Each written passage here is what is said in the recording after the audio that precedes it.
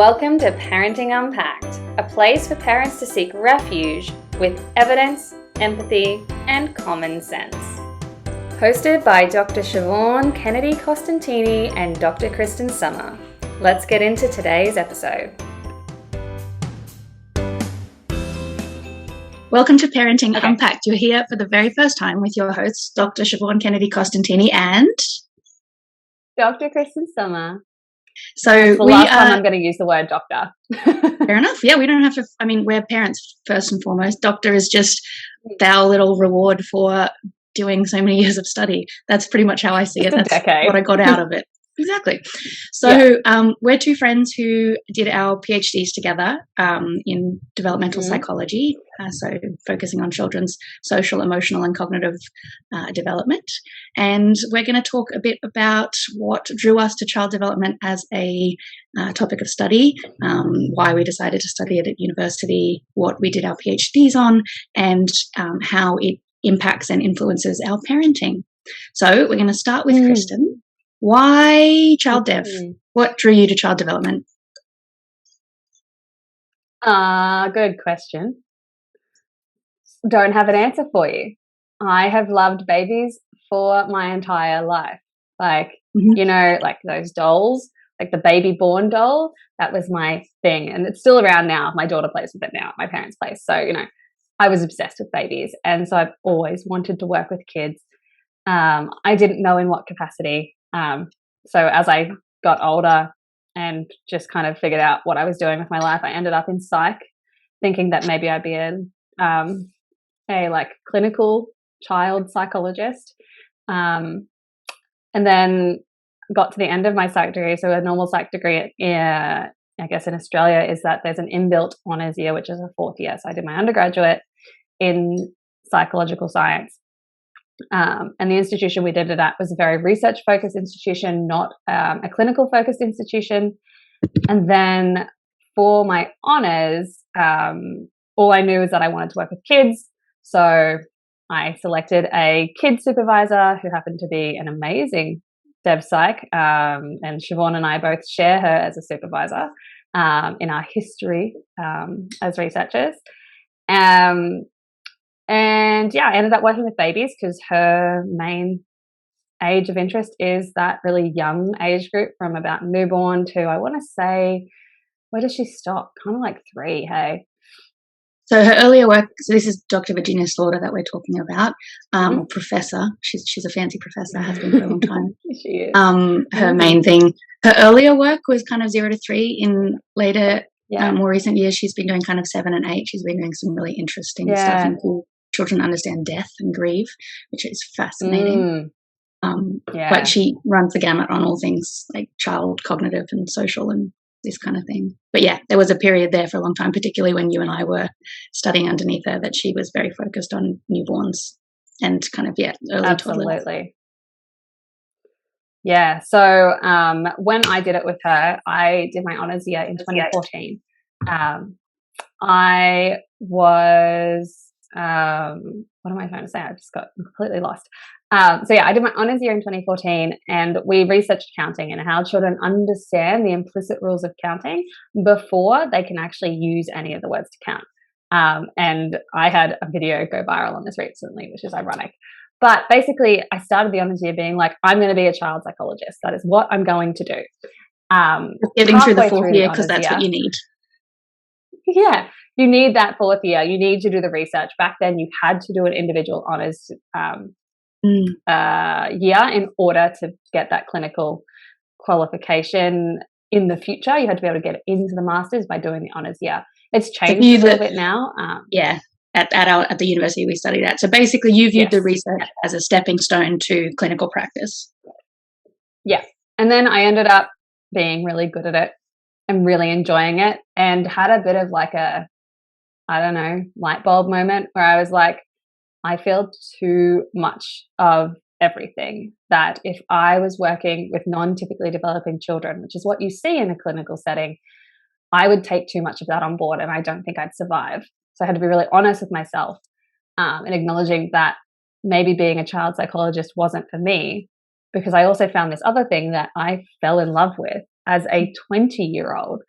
doing research in this kid lab, in these tiny little stuffy windowless rooms with babies, where all I heard all day was, look at the fish. Look at the fish. And that was it. Because they were counting little dreams now. Yeah. So yeah, that was it for me. And then I finished my honours year. I got a second class honours. I didn't get a first class, which is kind of a carnal sin if you want to go and do a PhD. And kind of goes to show that even if you are in love with research, sometimes you don't get the grades, but it doesn't matter, because I went on to do a PhD anyways. And Virginia had someone approach her from the School of Engineering in the US about a robot. So I told Virginia I wanted to do research into technology, because at that point I was working at Apple. I wanted to see how kids learn from tech. And then, yes, someone with a robot was like, I want to bring this research to the School of Psych down here in Australia. Is there anyone that can do this? And she's like, you've got to come to this meeting. So 21-year-old me sat in this meeting room with Virginia and the head of the Early Childhood Education Center in San Diego, who presented to me a robot that was amazing. And that was it. That was the start of everything. I ended up doing research on how children learn from robots, how they use social learning, emotional learning, morality. My robot research is huge and expansive. I just keep adding different topics to it. I'm the expert in social robots for children now, and I go and grab experts who are experts in any topic, really. And yeah, we go from there. I mean, Siobhan and I have done one, which we haven't finished writing up yet. Naughty scientists.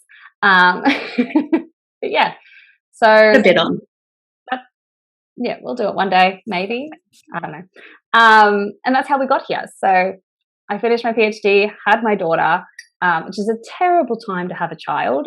If you are planning an academic career, you do not have a baby at the end of your PhD. I was like 6 months pregnant when I submitted my thesis.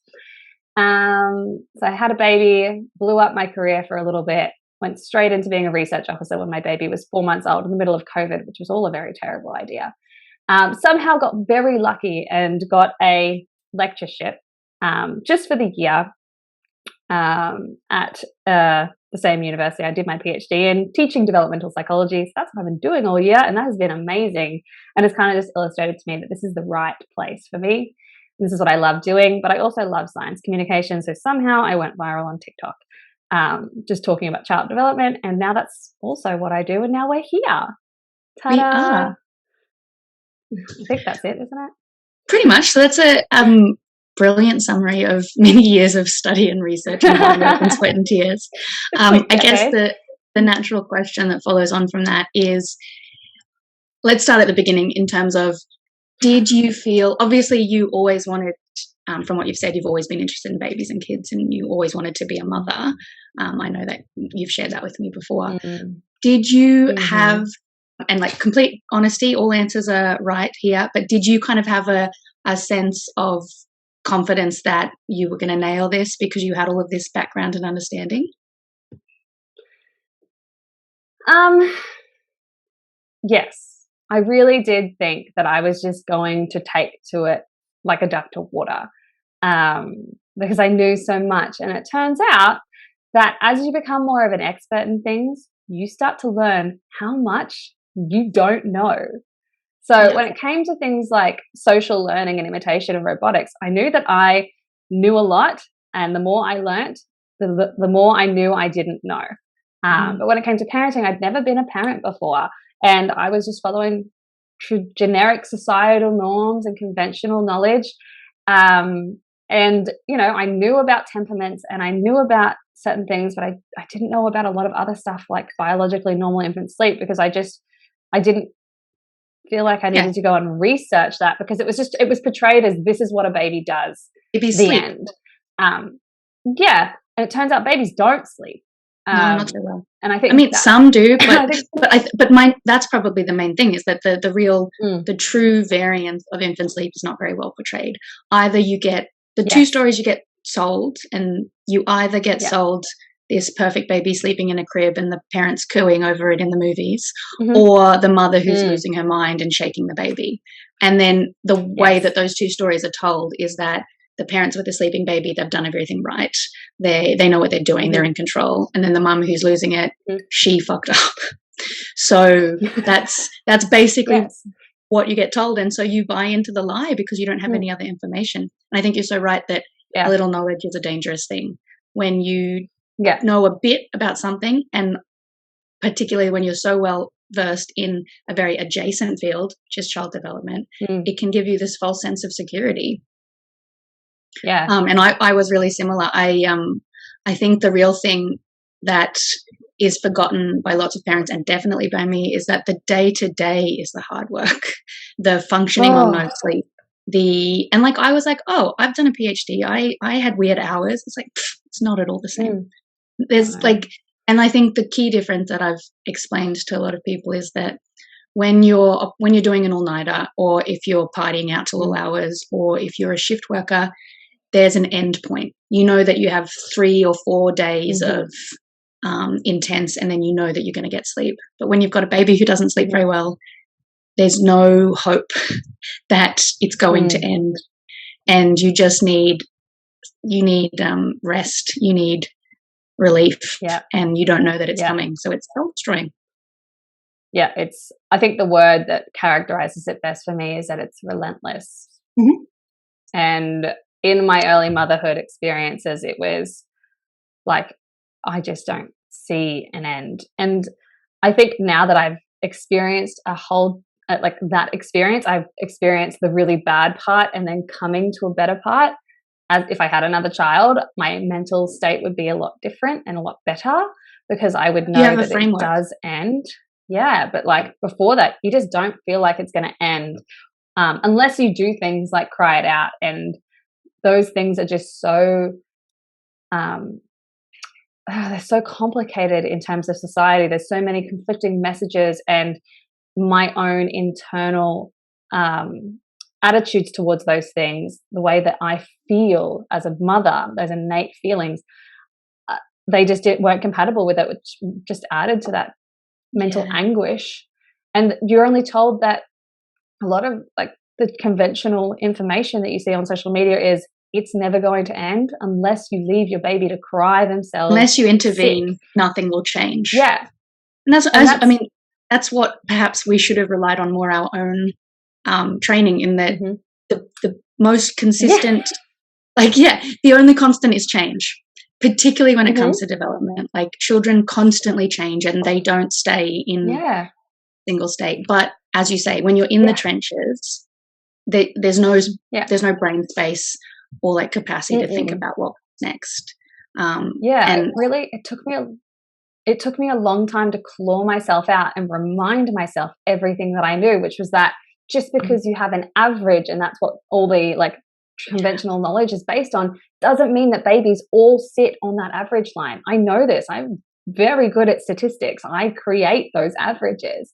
And I also see all the variability and how all the children behave differently.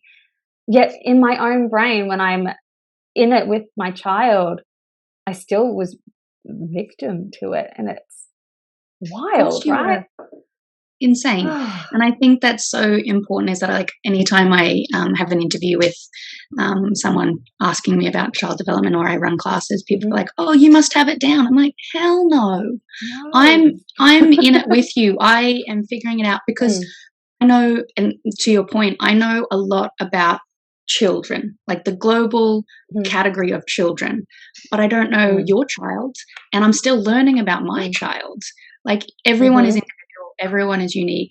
Just because I know what most, like, if you give me like a group of 2,000 children and say, what do you think the majority of them, what age do you think the majority of them start walking at? I can give you a number, but there's going to be, exactly like you say, 300 children who do it 4 months earlier. It's going to be another 400 children who do it 3 months later.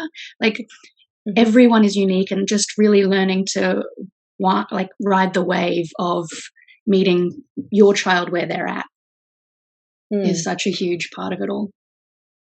Totally. And I think when you're an expert on children, as a mother, that can actually be a downfall rather than a positive, because when you've got a little bit of knowledge, you're like, I know a lot. I don't need to figure it out because I know.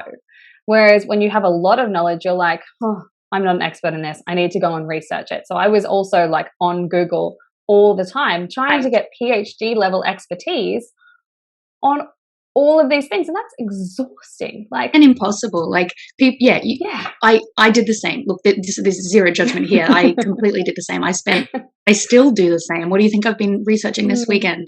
Toilet training. So me too. Yeah.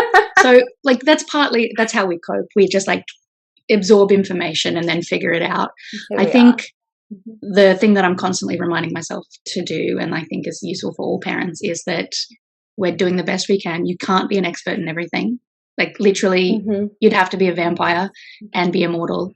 And that's not great for lots stop of time. Yeah, look, not possible, not ideal. There's problems associated with that. But yeah, that you just have to, like, I think the real challenge with so many things in life and in parenting is learning to be comfortable with discomfort and be comfortable with the uncertainty and meeting your child where you're at and meeting you where you're at, because we don't have it together. No one has it together. Anyone who says they do is lying, or they're misinformed, or they're deluding themselves. So that's not fun. Let's just be honest. And absolutely, what's going on. And like what you said earlier about the more you know, the more you realize you don't know. There's an amazing Socrates quote that I love that is, true knowledge exists in knowing that you know nothing, which I think is so powerful. That's it. Because absolutely. Like, and we know a lot about a very particular thing. And like, that's helpful. It can be really useful. It can be really useful to remember that kids do all kinds of different things. And I think as well, like, just because they do something on one day doesn't mean they do it again the next day. And just because they're capable of something doesn't mean they're demonstrating it. And also what they're showing us doesn't necessarily dictate what's going on inside their mind. So we don't really know what's going on, and neither do you, and that's okay. And I think the only thing that might give us a slight edge over other parents is that we have this hard-fought ability to critically analyze conventional societal knowledge and science as it emerges. So whereas the majority of research takes 17 years to filter down to policy and into the hands of parents, we can grab it from its source. And we can also look at any kind of behavior and be like, okay, is this a societal norm? Is it being pushed by culture? How in line with it is it actually with the current way of thinking about children? And we can really question those things. So it's a blessing and a curse again, because we think more critically and can be like, no, this is wrong. Whereas like a typical parent might be like, oh yeah, let's just do this. Like there's no other choice. And we end up with decision fatigue because we're like, oh my God, if it's not this, what do we do? Whereas other people can just be like, yeah, that's cool. So, I mean, like it didn't, I don't know if an edge is the right way to describe it, but what our training gives us is, that's all right. What our training gives us, we're not experts or knowledge. It's not like we have a suitcase of facts that we can rely on. Instead, our training has taught us how to learn, how to access information, how to interpret information, and how to make conclusions from that information. But which is so useful, because what else do you do in parenthood except constantly learn and constantly try to figure things out? A real battle for me in my own parenting has been trying not to focus too much on the why, and like trying to step back of, I don't need to understand why my child's behaving this way. All I need to do for him is be there emotionally, which is really hard, because that's the last like 15 years of my life has been trying to get at the reason behind things. But day-to-day basis, that doesn't do my child any favors. So exactly as you say, it's a blessing and a curse. But yeah, like our real skill set is accessing, understanding, and disseminating information, which is obviously why we're both in the areas that we're in. where in our next episode, we're going to talk a bit about my background. But that's why we were both drawn to science communication, because we're really motivated to share what we know. Like, we don't want to keep it to ourselves. We want people to benefit from it and take from it what they will. Absolutely. Okay, so with that, we're probably going to close up on the interview portion of this episode. So what we're going to do now is chat all about magic moments and meltdown moments. Is that what we're doing? Okay, so Siobhan, do you have a meltdown moment for me? Yes, I don't have a big one. I've got lots of little ones. So my child is learning his colors very ineffectively. He has it seems like he's got his favorite colors, but it seems he just likes the color words. So his favorites are blue, yellow, and purple. He seems to have no concept of what purple is, but that's okay. It's a fun word to say. Used to say everything was blue. Now everything is yellow, except when he says yellow, he means blue, which makes it challenging because we have blue and yellow cups. So when he insists on a yellow cup, I don't know whether he means a blue cup or a yellow cup. It changes on the day, and I usually get it wrong, and then he gets very upset. So we've been having lots of meltdowns about colors and the fact that he's getting the wrong cup. And I wish I had followed my friend's advice to only have the same color, single color cups, single color crockery, no options. But yeah, that's our meltdown that we've been having every morning. That's fun. Yeah. And I guess my meltdown moment is more me than my daughter. I mean, we can do both. Adults have meltdowns too. And as someone like me, I have meltdowns all the time. I tend to keep a lid on them, and I tend to be able to control them better because I've spent a lot of time in therapy. But my meltdown was this weekend. So we're looking at houses at the moment. And it's awful. The housing market is insane. And for those of you that don't know, I have a lot of trouble with social interaction. My social skills are not natural to me. I tend to mirror people. I find social engagement and interaction really exhausting. And my social anxiety is actually triggered more by unstructured environments with high risk. And what's more unstructured and high risk than the housing market right now? So I have just reached the end of my tether. I got to the end of a Saturday going to 1 million open homes, and we didn't even have my kid. And I just fell apart to my husband, and I was like, I'm not doing this anymore. You have to go to these open homes. I cannot do it. And I just had myself a little meltdown. And now my husband does open homes without me, which is good because we know what we like and we like the same thing. But I will not be a good mother if I continually put myself under this level of stress, because it's just adding to my plate, and it's giving me a heightened level of anxiety. And if I'm at a high level of anxiety, my likelihood that I will melt down and not be able to handle my child's big feelings is way higher. So yeah, I made the decision to remove that anxiety from my life, and I feel a lot better for it. But yeah, that was my meltdown. Well, I mean, that was a meltdown that turned into a magic moment. Well, there you go. I don't even need to give you a magic moment. But beautifully done. My magic moment. It sounds bad, but my child's favorite words. So mine's very child focused at the moment. So we did you, and then this one's child. Maybe we'll mix it up next time. But he is really obsessed with the phrase "go away." So he's been saying "go away bush turkey," "go away ibis," or bin chicken. In Australia and Bands of Bluey. But he's been also saying "go away mummy" a lot, which is a magic moment, ironically, because it's kind of, I actually find it really lovely because he's asserting his independence, and that makes me so happy that he's identifying himself as separate to me. Which that's amazing. Really sweet. And I mean, thankfully, he doesn't say aggressively or meanly. It's always said with a cheeky smile, and it's very sweet. Like, "Go away, mummy." And I go, "Okay, bye, have fun." So yeah, it's really lovely to really to kind of focus on and think about him as his own person, developing his own life and world. Wow, that is amazing. I like as a mother with a very clingy child, I find that would be a huge milestone where they start to feel like this comfort of like being by themselves. That is such a huge milestone. Yeah. So amazing. Yeah. Woohoo. All right. Well, we're going to say goodbye for this episode, and we'll see you next week when we talk all about Siobhan's trial by fire into motherhood and what brought her into the early childhood development sphere and brought her to her amazing parent education page, which is science-minded. So we'll catch you then. Okay. Bye.